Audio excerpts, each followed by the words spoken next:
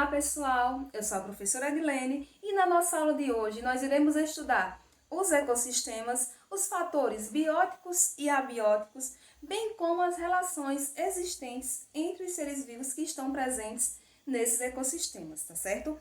Nesse sentido, para a gente iniciarmos o estudo dos ecossistemas, é necessário sabermos que os seres vivos, eles apresentam um certo nível hierárquico no que diz respeito à organização dos seus corpos, principalmente aqueles seres que são considerados pluricelulares ou multicelulares, tá? Usando como exemplo nós, seres humanos, nós somos formados a partir de uma unidade funcional e estrutural que é a célula. Então, a célula, ela é uma espécie de tijolinho que irá construir o nosso corpo, que irá formar o nosso corpo, né? Claro que as células são microscópicas.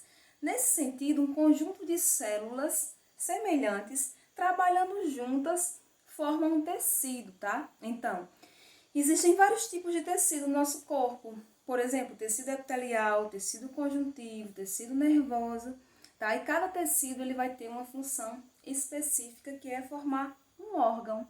Então, por exemplo, o sistema digestório, ele apresenta diversos órgãos que têm por finalidade produzir, né, digerir o alimento, produzindo nutrientes, que esses nutrientes vão para as nossas células, né? E aí, digamos, por exemplo, o estômago, ele é um órgão que faz parte do sistema digestório. Logo, ele foi formado por um conjunto de tecidos, tá? E um conjunto de órgãos, como eu falei anteriormente, formam um sistema, tá? Existem vários sistemas do nosso corpo, como por exemplo, o sistema circulatório, digestório, sistema nervoso, urinário, reprodutor, né? E aí esse conjunto de sistemas trabalhando juntos em homeostase vão formar nós, os organismos, tá? E aí um conjunto de organismos vão formar as populações que estão dentro dos ecossistemas. Bom, pessoal, mas afinal, o que é um ecossistema? O ecossistema é o conjunto de fatores bióticos e abióticos, tá? O fator biótico, né, que a gente pode chamar também de seres bióticos, bio está relacionado à vida. Então, fatores bióticos de um ecossistema refere-se aos seres vivos presentes naquele ecossistema. Lembrando que os seres vivos, eles têm relação com o meio abiótico, que eu explico já o que é, e também eles se relacionam com outros seres vivos, tá? Dentro das teias e cadeias alimentares. Nós temos também os fatores abióticos. O prefixo a, ele indica negação. Então, são aqueles fatores não vivos, inanimados, porém, são extremamente essenciais para que os ecossistemas eles possam existir. E quais são esses fatores? Podemos citar, por exemplo, a água, o oxigênio, o pH, a temperatura, a umidade, o solo, as rochas, né? Que são fatores essenciais que não podem faltar nos ecossistemas. Tá? Então, os seres vivos, eles interagem com os outros, né, nas relações ecológicas, mas necessitam do meio abiótico para sua sobrevivência. Dentro dos ecossistemas existem as relações ecológicas. Essas relações ecológicas são as formas com que os seres vivos eles estabelecem relações, né? A forma com que eles interagem com os outros dentro do ambiente físico. Nesse sentido, as relações ecológicas estão distribuídas em 4 principais tipos, tá? Em vermelho, nós temos as relações intraespecíficas, ou seja, são aquelas relações ecológicas que acontecem entre organismos, entre seres vivos da mesma espécie, tá certo? Um exemplo que nós podemos citar é a competição, que eu vou explicar mais adiante. Nós temos também as relações ecológicas interespecíficas, ou seja, são aquelas relações que acontecem entre organismos de espécies diferentes, tá? Essas relações ecológicas, elas ainda podem ser harmônicas. Lembra? Harmônica vem de harmonia, ou seja, é uma relação de paz, digamos assim. Uma relação que pode trazer benefícios à espécie ou então não trazer malefícios, ser uma relação neutra, tá? E desarmônicas, quando a gente fala em desarmônico, já sabe, né? Vai trazer prejuízo para alguma espécie ou para ambas as espécies, tá? Então, nesse sentido, nós temos relações ecológicas intra, dentro da mesma espécie, inter, entre espécies diferentes, que podem ser harmônicas ou então desarmônicas, certo? Trouxe aqui os dois primeiros exemplos, o comensalismo e o inquilinismo. São relações ecológicas interespecíficas que vão ocorrer entre espécies diferentes, porém são relações ecológicas harmônicas, tá? Que não vai trazer prejuízo para nenhuma das duas espécies.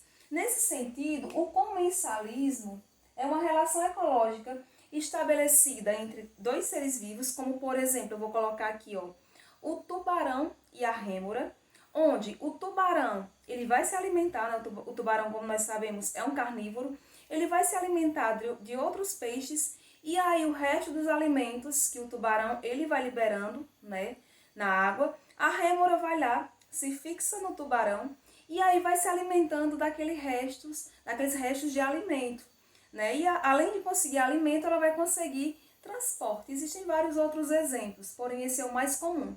E aí, pessoal, o tubarão ele não vai ser prejudicado. Para ele, tanto faz. Porém, a rêmora vai sair de boa na relação, né? Ela vai conseguir transporte e vai conseguir, ao mesmo tempo, obter o seu alimento. Essa relação ecológica ela é classificada como mais, né? Então, a rêmora ela vai sair no positivo e zero. Zero por quê? Porque é indiferente para o outro ser, no caso, o tubarão. Já no inquilinismo, tá, um exemplo que nós podemos citar é das plantas epífitas. Plantas epífitas são aquelas que se desenvolvem em cima de outras. E aí, o que é que acontece essa relação ecológica? Por exemplo, a planta epífita, ela geralmente é uma planta de pequeno porte e ela necessita da luz solar, porém ela está encoberta por outras plantas de maior porte. Aí a epífita vai lá, ela vai crescer, se desenvolver em cima de uma planta maior, vai conseguir obter seu alimento, porque está conseguindo obter a luz solar, né? Faz o processo de fotossíntese, porém a planta maior ela não será prejudicada. Nesse sentido, nós temos que positivo para a planta epífita e zero para a planta maior, ou seja, para ela independe. Mais dois exemplos aqui de relações ecológicas, o mutualismo e a sociedade. No mutualismo, nessa relação ecológica, ela acontece entre organismos de espécies diferentes. Porém, há uma grande vantagem. Por quê? Porque ambos se beneficiam, então, a relação positiva para ambas as espécies. Nesse sentido, um exemplo que nós podemos citar do mutualismo é o caso das abelhas e das plantas. A abelha vai lá, né, se alimenta do néctar, muito positivo para ela, e, ao mesmo tempo, em suas patinhas, elas pegam lá o grão de pólen e levam para outras plantas. E aí vai acontecer a chamada fecundação cruzada, né? A planta ela vai conseguir se reproduzir e a abelha vai conseguir se alimentar. Então, ambas saem ganhando. Nós temos também a sociedade, porém a sociedade é uma relação ecológica interespecífica, ou seja, dentro da mesma espécie. Um exemplo que nós podemos citar é a sociedade de abelhas, de formigas. Dentro de uma sociedade, né, ambas as espécies se beneficiam, aliás, a espécie irá se beneficiar porque é uma relação intraespecífica, mas dentro da sociedade, aqueles organismos ali, eles têm papéis determinados, né? Cada qual com sua função dentro desse tipo de relação ecológica. E para concluirmos o assunto relacionado às relações ecológicas, nós temos ainda 3 tipos de relações. Bom, a predação e herbivoria é uma relação ecológica que acontece entre organismos de espécies diferentes, né? Na predação, um ser vivo irá caçar e se alimentar de outro. Nesse processo existe a presa, que vai ser consumida, e o predador, que vai se alimentar da presa, tá? E a herbivoria, no caso dos animais que se alimentam de plantas, por exemplo, a vaca. A vaca, ela vai lá e se alimenta de outro ser vivo, no caso, a planta. Esse tipo de relação, um organismo irá se beneficiar, nesse caso da predação, o predador, e no caso da herbivoria, o herbívoro, e o outro organismo irá sair perdendo porque ele irá perder sua vida, né, consequentemente. Nós temos também o parasitismo, que é uma relação interespecífica. No parasitismo, né, tem o chamado hospedeiro e tem o parasita. Bom, o hospedeiro é aquele ser que vai abrigar em seu corpo o parasita. Por exemplo, nós seres humanos, quando nós estamos infectados com lombriga, né, nós somos os hospedeiros das ascaris lumbricoides, que são as lombrigas, né? O gato, né, quando está com pulga, o cachorro quando está com carrapato. Então, a gente, né, que está, por exemplo, com a lombriga, vai sair perdendo, é negativo para a gente, porém, a lombriga ela vai ficar toda feliz, né, porque ela vai lá se alimentar dos nossos nutrientes. O carrapato ele vai ficar feliz porque ele está se alimentando ali do sangue do cachorro. Então, é uma relação mais menos. Uma espécie se beneficia e a outra sai perdendo. E por último, nós temos uma relação ecológica intraespecífica, entre organismos da mesma espécie. Porém, pessoal, nesse tipo de relação ecológica, chamada de competição, ambos saem perdendo. Vamos citar um exemplo aqui.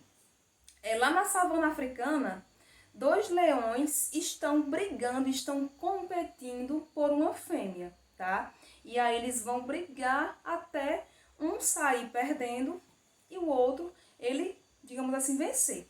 Porém, nesse processo, eles vão gastar muita energia e ambos podem morrer naquela luta ou então sair bastante ferido, né?